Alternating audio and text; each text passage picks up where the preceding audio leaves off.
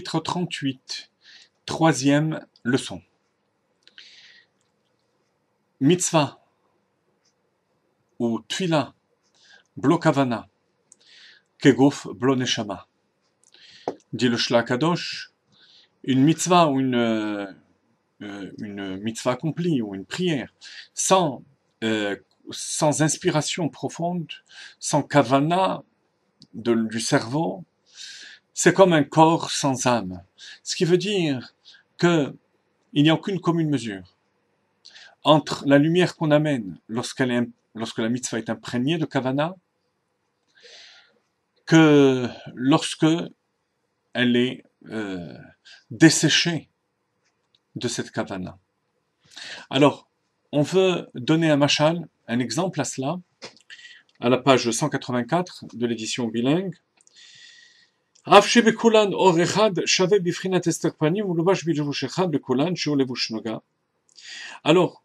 de même qu'il n'y a aucune commune mesure entre le monde minéral végétal d'une part et le monde animal et l'homme d'autre part, aucune commune mesure.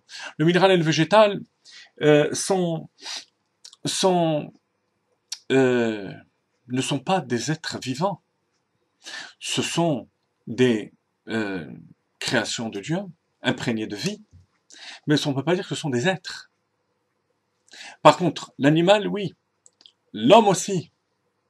Eh bien, ça va être la différence entre le corps, l'acte de la mitzvah et la kavana de la mitzvah.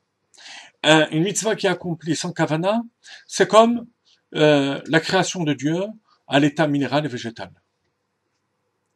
Tandis que lorsque c'est imprégné de kavana, ça devient quelque chose de vivant. Donc aucune commune mesure entre un brin d'herbe qu'on écrase et un animal qui a une vie. Alors, וכן במצוות התלויות בדיבור וביטוי שפתיים בלי כוונה שהוא נחשב כמעשה ממש כנ"ל. לגבי הרב בהמשך התורה ברוך הוא האמירה המולבשת בכוונת המצוות ומעשיות שהאדם מתכוון במעשה, בעשייתן, כדי לדבקה בו יתברך. Donc, si on veut vivre avec les mitzvot, avec la Torah, il faut réfléchir à ce qu'on est en train de faire. On est en train, par exemple, là maintenant, chers amis, d'attacher notre chokhma à celle d'Akadosh Baruch Hu. La profondeur de notre sagesse, de notre intelligence, à celle d'Akadosh Baruch Hu. Lorsque je fais les mitzvot, il y a Akadosh Baruch Hu qui est en train de m'enlacer, de me donner l'anneau des Kiddushin pour me marier à lui. Alors vous imaginez l'inspiration qu'on doit avoir au moment des mitzvot. C'est à ce moment-là que notre judaïsme est quelque chose de vivant. Maintenant, attention. Lorsqu'on est porté par l'intellect et les sentiments, l'être humain peut tomber dans l'erreur, se fourvoyer, et croire que c'est son intelligence qui l'amène à ce niveau-là, à vivre. Vous voyez? C'est comme si, lorsqu'on fait une mitzvah, on amène un filet de lumière à travers le plafond, c'est bien ce qui se passe. Alors que le monde voit la présence divine, lorsqu'on fait une mitzvah, il y a une connexion directe avec Akadosh Baruch Hu. Comme s'il y avait un petit dôme de lumière qui éclairait notre personne. Lorsqu'il y a la kavana, il y a un énorme dôme de lumière. Imaginez-vous un dôme de lumière de 2 mètres de circonférence. Alors, j'ai le risque, et c'est le risque de tout être humain, de croire que c'est son intelligence et ses sentiments qui ont fait que ce dôme de lumière soit aussi grand, immense. Alors que s'il n'y a que l'acte de la mitzvah, ça fait un tout petit trou. Erreur, dit Admor Hazaken. Ce n'est pas son intelligence. C'est Dieu qui a voulu que le dôme de lumière soit plus grand par la kavana. N'oublions pas qu'on est ici là, au niveau de la volonté de Dieu. Donc au niveau de la volonté de Dieu, tout est égal. On est tous, je veux dire, la kavana, l'action, l'inspiration, tout est du même niveau. Qu'est-ce qui fait que la kavana amène plus de lumière? La volonté de Dieu uniquement, non pas la force de notre intellect. Et vous allez voir tout de suite pourquoi c'est tellement important à le savoir. Je vous lis d'abord les mots d'Admour HaZaken, Velo shedvekut hamachshava vesechel ha'adam bo yitbarech, היא מצד עצמה למעלה מדבקות קיום המצוות מעשיות. Non pas que l'attachement et la fusion qui vient par la pensée, est plus, donc la kavana, est plus forte que la fusion qui vient par l'action.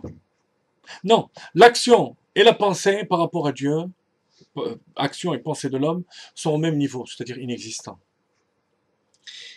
Mais, מפני שזהו גם כן רצונו יתברך לדבקו בשכל ומחשבה וקבלת המצוות מעשיות, ובקריאת שמע ותפילה אשר ברכות והערת הרצון העליון הזה, בכוונה זו היא גדולה לאין קסם מעלה, בהערת הרצון העליון מרם משה בקיום המעשה.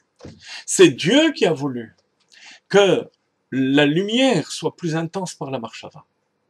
C'est la raison pour laquelle on a dit Naaseh Venishma. Naaseh, c'est l'action. Pourquoi dire Nishma? Naaseh, c'est de faire toutes les mitzvot, y compris l'étude de la Torah, y compris la compréhension. Que veut dire Nishma? Nishma, c'est la kavana. Comment on peut se permettre de dire à Dieu, on va voir aussi la kavana, comme si notre curiosité intellectuelle allait être apaisée avec ce Nishma? Chassidut explique que non. Le Nishma découle aussi du Naaseh. Je veux faire la volonté de Dieu. Donc, c'est l'action. Et c'est aussi le Nishma qui veut dire comprendre et intérioriser. Et c'est parce que Dieu l'a voulu que je comprends, que je réfléchis, que je m'approfondis. Et c'est parce que Dieu a voulu que la lumière qui éclaire par la marshava soit plus intense, soit plus grande quantitativement. Vous voyez, le diaphragme est plus grand que par le maaseh, que par l'action. À ce moment-là, tout vient de par la soumission d'Akadosh Baruch Hu et l'accomplissement d'un mitzvah et la kavana.